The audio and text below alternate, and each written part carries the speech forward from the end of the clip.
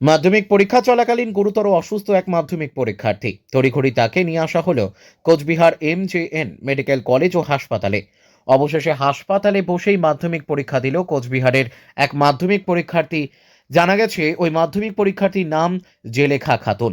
সে কোচবিহার জেলার খোলটা স্কুলের ছাত্রী।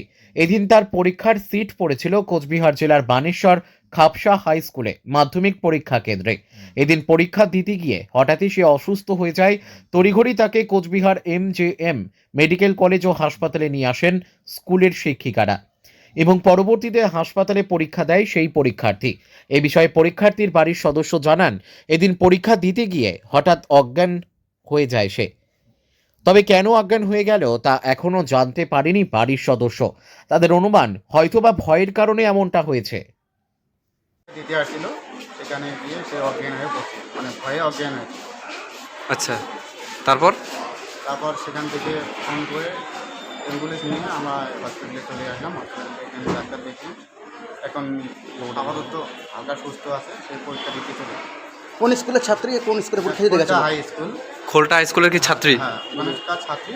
সেই পরীক্ষা দিয়েছে Baneshwar Khapsa high school. Baneshwar Khapsa high স্কুলে পরীক্ষা দিতে গিয়েছিল। কি নাম আপনার? নাম জেলেখা খাতুন। জিলেকা খাতুন। হ্যাঁ, জেলেখা খাতুন। সেটাই। ঠিক। কি আপনার হয়েছিল কিছু বলছে? স্কুলে কি প্রবলেম হচ্ছিল?